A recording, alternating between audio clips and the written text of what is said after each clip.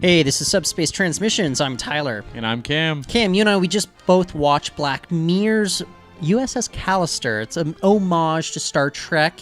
I'd like to have a discussion that we had similar to when the Orville premiered last year, 2017, is whether or not Star Trek fans would actually enjoy something like this. Beyond, just this being an episode of Black Mirror that we thought was pretty good. It's great. Do you think Star Trek fans would actually appreciate what they're doing here, or is it a little bit too different from Star Trek, even though it's a very overt homage? I think it's tough to say in the sense that, I think everyone watches Star Trek for different things. I saw a lot of people commenting on this saying, yeah, it looked just like Star Trek. I liked it. So, I don't know that... I think different people are going to take different things from it. It's a very, I think, intellectually interesting approach to an homage to Star Trek, and I think that's what makes it exciting, and I think a lot of the fans looking for that sort of fodder from a Star Trek homage are gonna love it. I think it's great in that regard. If you're tuning in because you just kind of want to see kind of like a lighter sort of like Orville-esque kind of poppy take on Trek, I think you might be a little disappointed. Yeah, I would say that the issue here is that tonally, I don't think it is similar to Star Trek. You and I had this discussion on the podcast with regards to how kind of dark, pessimistic, cynical it is. Ultimately, I mean, spoiler alert, just to a certain degree, it does have an optimistic end. Right. But it's like Renegades. Yeah, the Star Trek fan film that is just blowing up YouTube streams all over this particular apartment.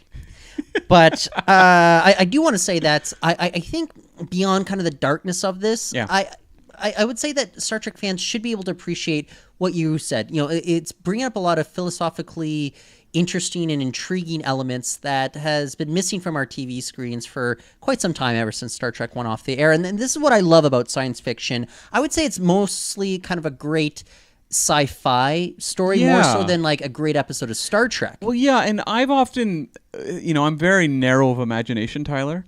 And so when they announced Discovery, I was like, how many stories are there left in the Star Trek universe? You look at how many episodes of Star Trek there are, how many new Star Trek stories are left? Yeah.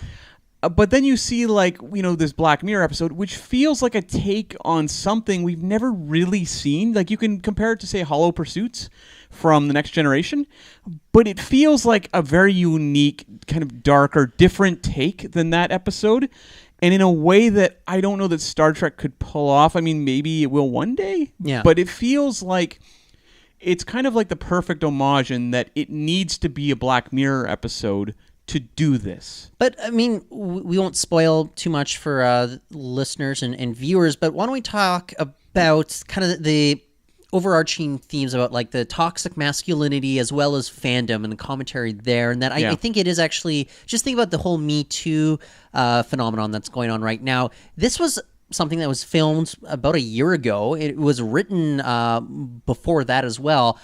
Very much like Star Trek, it becomes very applicable to what's going on in contemporary society. Yeah, I mean, it feels extremely timely now, post Weinstein and Kevin Spacey and all that sort of stuff. But it would have been, being shot after, say, like the Ghostbusters kerfuffle online over, was it 2015 or 2016? 2016. 2016 with that movie and the way the actresses were treated on that. So that sort of behavior was very much in the air, and people were starting to talk about it with the Gamergate stuff as well.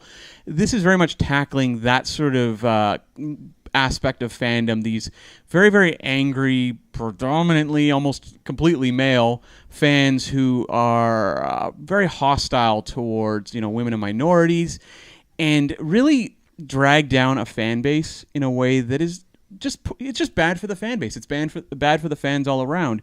I was actually, I don't know about you, but I was a little bit nervous in a sense when I realized what this was, and that they were attaching themselves so specifically to Star Trek, because Star Trek fans have long had sort of a little more of a stigma against them than, say, Star Wars fans or Lord of the Rings fans or anything like that. Right, but I think it's very clear that the people behind this, the writers, producers, directors, they actually love Star Trek. That's what made me calm down a little, because I was worried it was going to be maybe a little bit surface level Star Trek homage, but aren't the fans creeps? You know, which to me are some of them. Definitely. I see it every day. But it also, Star Trek, the fan base is, I think, taking more hits than pretty much any sort of genre fan base there is. So. Yeah.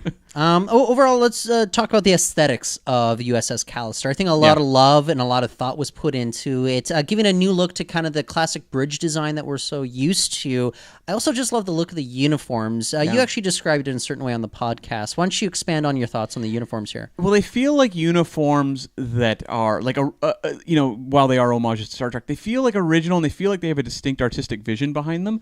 Whereas, like when I watch like the Orville or Galaxy Quest, the uniforms to me just kind of feel like knockoffs. Like it feels like they went to like a discount store and bought Star Voyage uniforms. No, Space Fleet, Cam. Yeah, Space Fleet. Yeah. And even just the look of the ship, I think it popped out to me more so than you, but I love kind of this aquatic feel that you have from the exterior of the Callister, very much reminiscent of a stingray. I also just love the look of the planets that we explore here. This is partly filmed in the Canary Islands in Spain, and it looks as if I'm in a strange new world, which has not always been the case with Star Trek. I think that C.V. Pacem Parabellum in Star Trek Discovery actually did a very good job at making us believe we're on an alien planet. But a lot of the other Star Trek series, it's like, oh yeah, I'm in Southern California right now. No, it's an alien planet. Right. I think that Callister made it a fantastic strange new world that I just loved kind of being immersed in. I think we visited 2 different planets here. Yes. Well, I like that the planets felt like actual, realistic environments.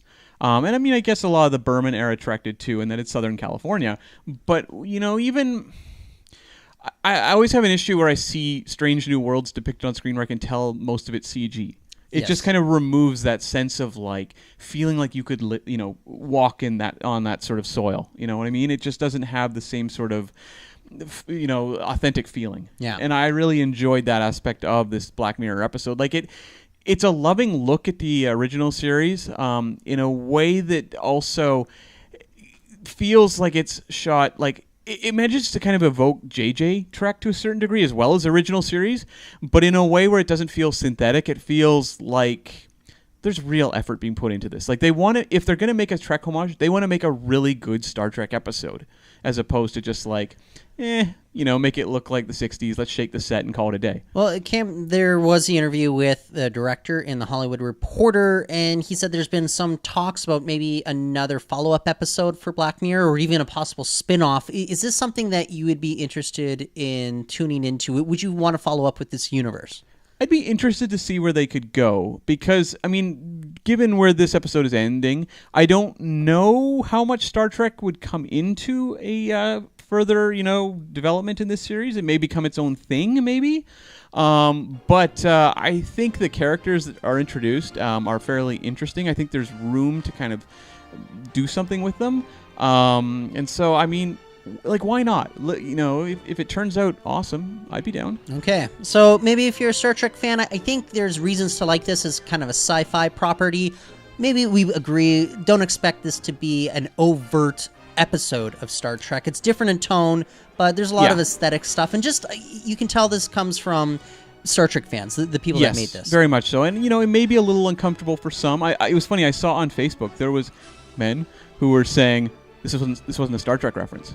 This was just generic sci-fi. And someone said, what are you talking about? He was doing William Shatner. He's like, no, he wasn't. That wasn't Kirk. Fire.